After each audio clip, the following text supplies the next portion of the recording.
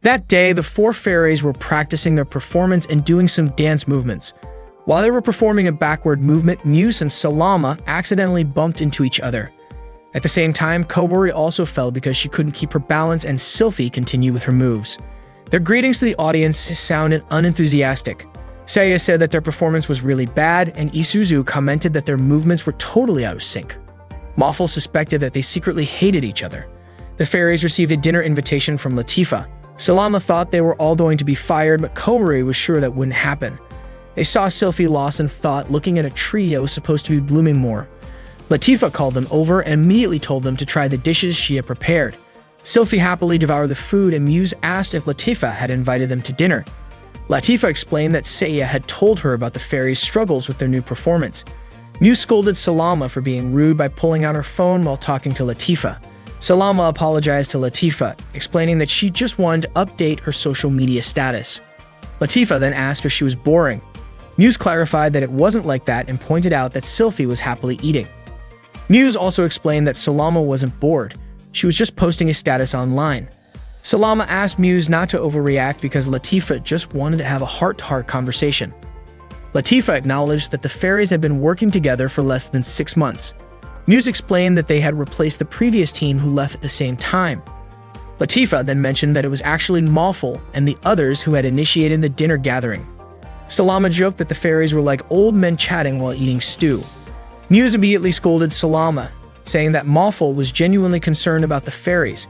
Salama seemed annoyed by Muse's lecturing. Muse and Salama started arguing, and Kobori tried to calm them down so they would make up. Meanwhile, Sylphie was still focused on enjoying her meal. Latifa said she wanted to grab some sauce from the back, and Muse offered to get it for her, but Latifa declined, saying they were all her guests. Latifa then asked them to stay put, and before leaving, she warned them not to press a certain button in the room, as it controlled the entire mechanism of the castle. Muse was curious about what the button did. Kobori reminded them not to press it, but Salama approached the button and said that if they wanted to know what it did, they had to press it. Muse immediately stopped her, and the two began arguing. During their argument, Muse accidentally pushed into the button, and when her head hit it, an alarm went off. The warning lights flashed, and all the doors and windows of the castle automatically locked, trapping Latifa inside. All the cannons around the castle were also automatically activated. Okuro quickly ran to check the castle, but the cannons fired at him as soon as he approached. Latifa managed to reach the defense post and told Seiya and Isuzu that what was happening to the castle was due to the automatic defense system. Latifa explained that when the security system was activated, it automatically destroyed any intruders in the castle's vicinity. Seiya was puzzled as to why an amusement park would have a castle security system. Isuzu explained that the system was designed to protect Latifa, and as a precaution, it was meant to prevent any foreign intruders. Toriken helped evacuate everyone, but Okuro was still lying weakly. Macaron and Tirami led the troops to attack, but unfortunately, the automatic cannons had unmatched accuracy and continued to fire at anyone who got too close to the castle. Seiya wanted to contact the fairies, but they couldn't get out either. Seiya realized that while the system protected Latifa, if she was locked outside, the system would be useless. Salama posted a status on her social media, saying she was trapped.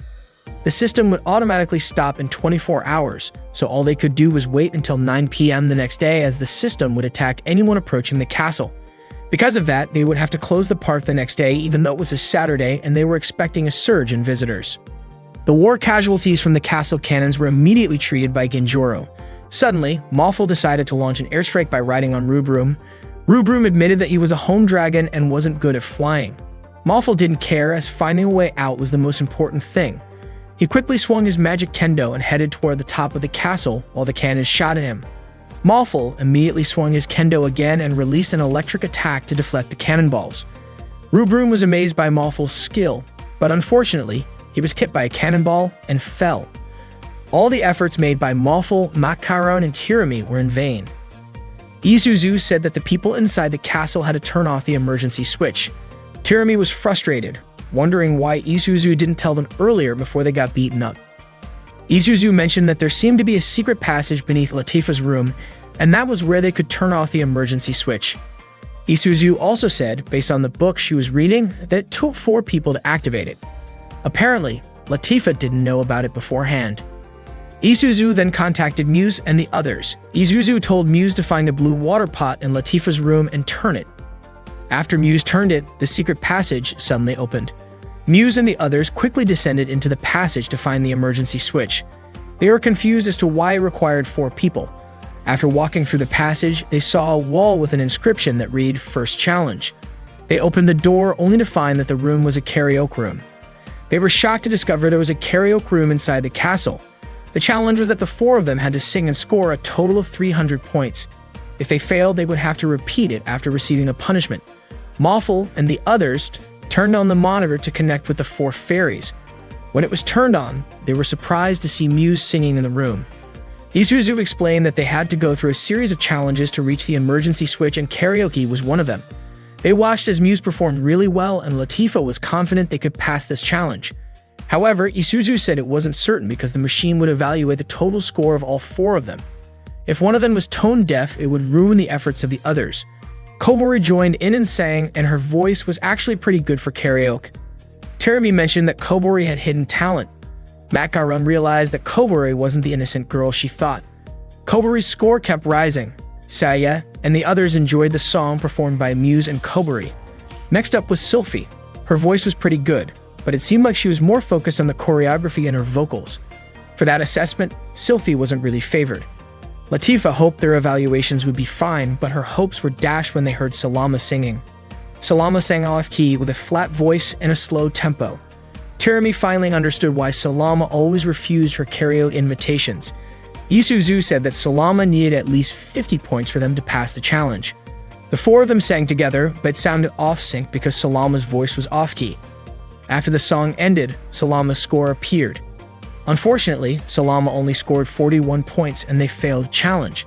An automatic weapon shot electricity at the 4 of them, and Saya could even see their bones on the monitor.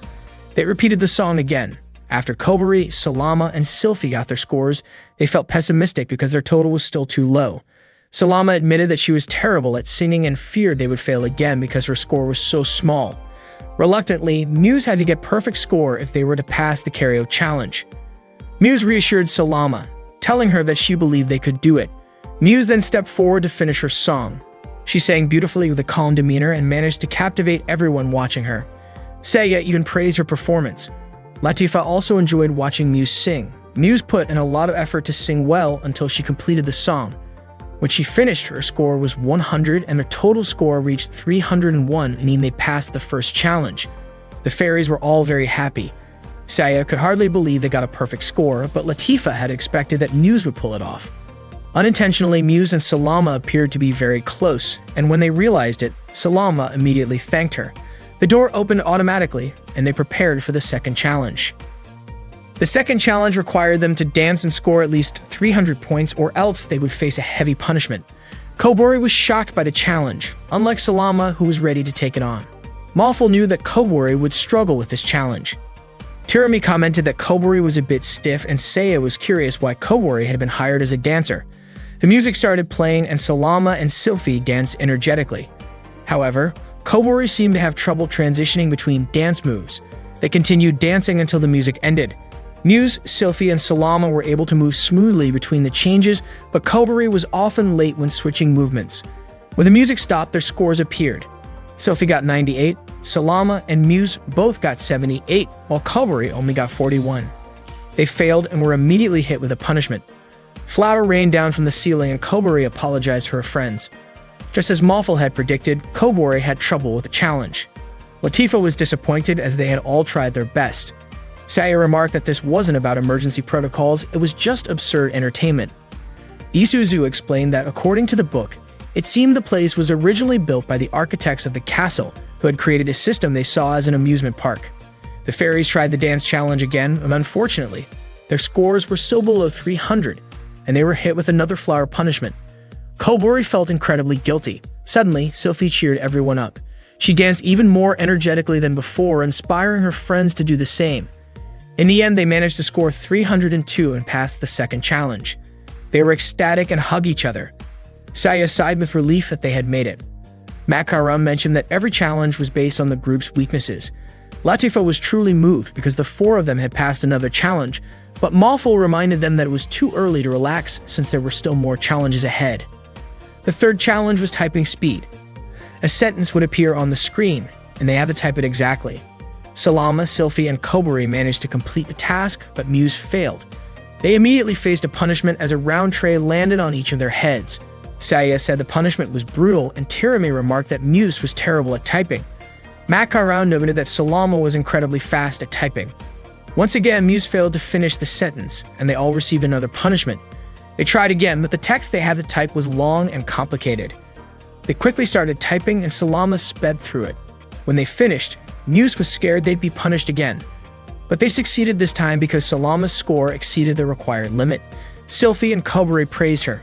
Muse cried when she saw her own score, which was much lower. Seeing Muse about to cry, Salama patted her back.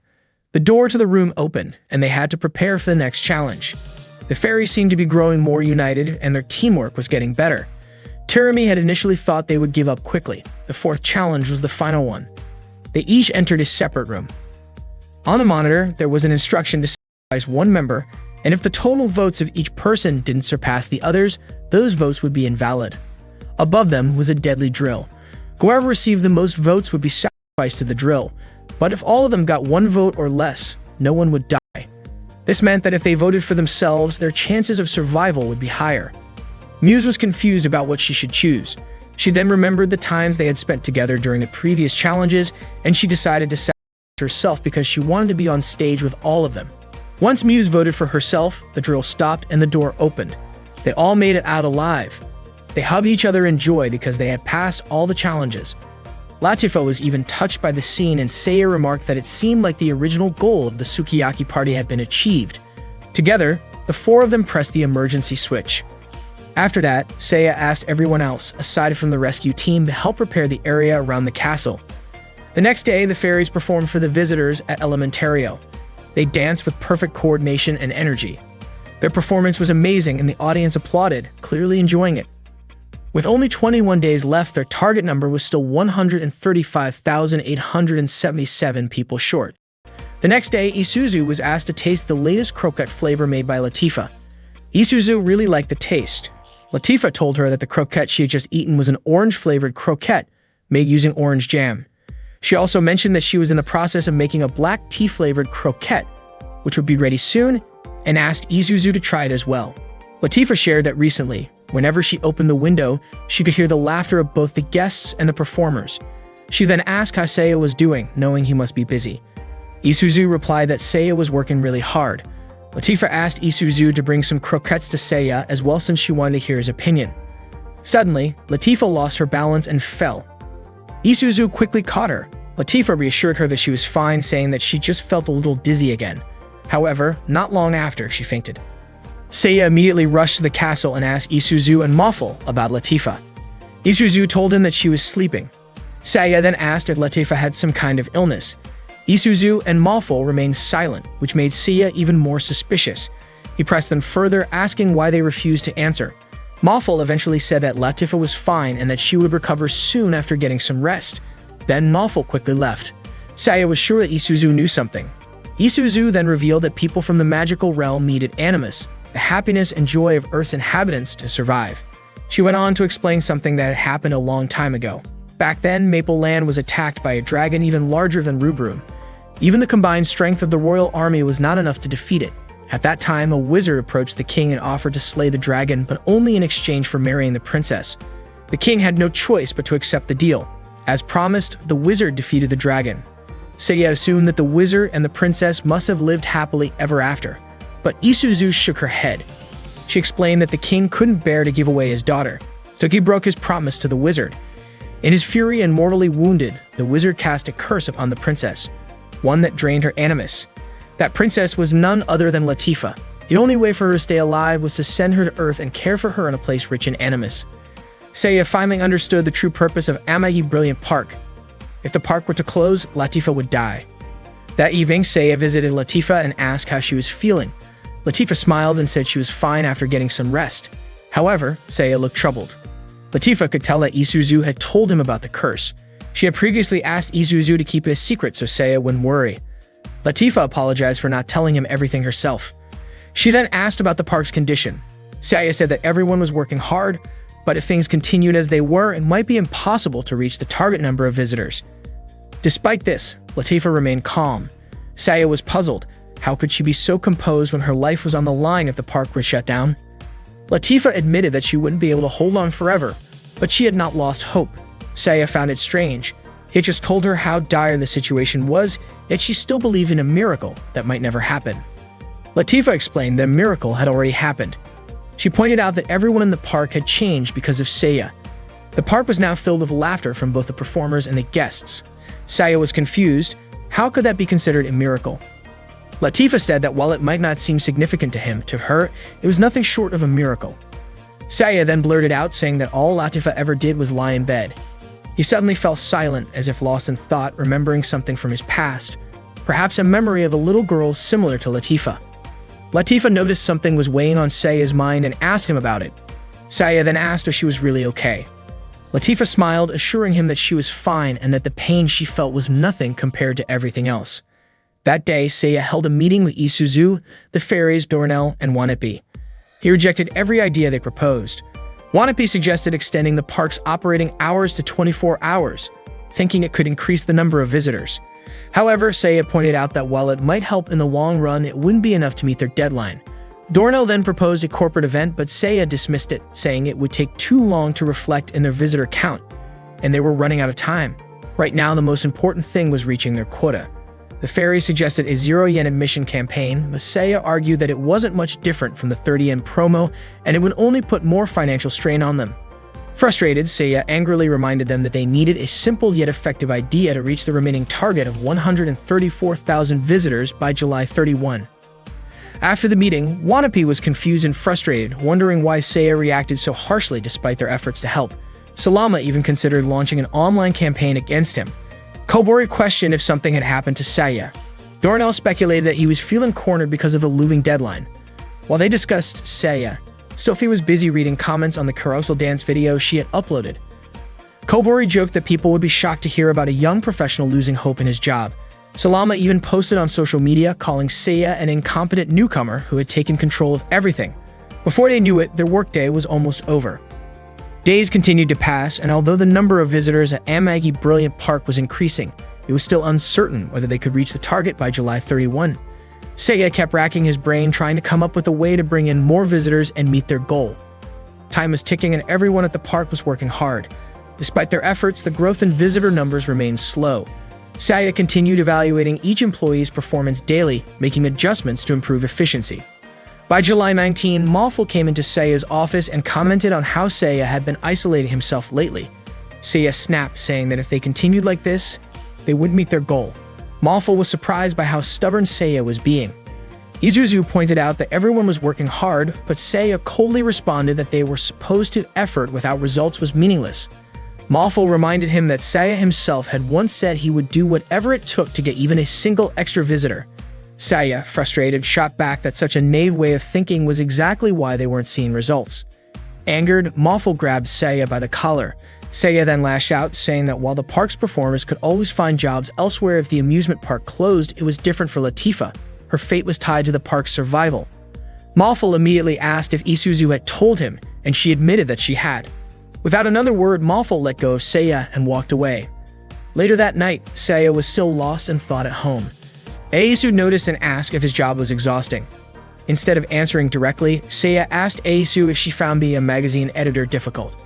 She casually replied that it was easy, except for times when manuscripts were late, printing machines broke down, and writers kept missing their deadlines. Saya then asked what she did when things weren't going well at work. Aisu simply replied that she drank sake to forget about it. The next day, Saya went to school as usual. It turned out that it was the last day of school before summer break. Early that morning, Saya sat on a park bench, lost in thought. Suddenly, Malful appeared, greeted him, and tossed him a canned drink. Saya immediately drank it. Out of nowhere, Malful asked him to pay back 130 yen, which surprised Saya, but it turned out that Malful was just joking. Saya said he couldn't stand looking at Malful, and Malful felt the same way about Saya. Malful then asked why Saya looked so hopeless. Saya explained that he had met Latifo once when he was a child. Back then, he had randomly wandered into the park and saw Latifa crying. Curious, he asked her why she was crying. At the time, Latifa told him that she was cursed by a witch and that she felt lonely. Hearing this, Saya tried to comfort her so she would stop crying. To cheer her up, he acted like Prince Shotoku, hoping to make her laugh. However, despite his efforts, he failed. When he finished his performance, Latifa only gave a small smile filled with sadness, and in that moment, Saya felt as if she was the one comforting him instead. He then told her that he would save her. Saya then asked Mawful if Latifa had always remained the same and if magical beings never aged. Mawful explained that Latifa was an exception. Her curse not only affected her health, but also reset her memories and physical development every year. Latifa had been living as a 14-year-old girl for a decade. That was why she still looked the same. Mawful further explained that Latifa was cursed on August 1st, and when that day came, she would completely forget about Saya. Saya didn't care if Latifa forgot about him. What mattered to him was getting another chance to make her smile, so he refused to fail a second time. Then Saya asked Mawful why he cared so much about Latifa. Mawful revealed that Latifa was his niece. Saya was surprised to learn that they were actually related. Mawful then shared that he had once considered taking care of Latifa by becoming a street performer if the park ever shut down. However, he later realized that living a peaceful life wasn't so bad after all. It might not last forever, but he was willing to accept it as their fate. However, when Saya arrived at the park, he changed Mawful's perspective. Mawful now believed that a happy ending would come, and he was ready to fight until the very end. He then asked Saya what he would do. Saya smiled and followed in Mawful's footsteps.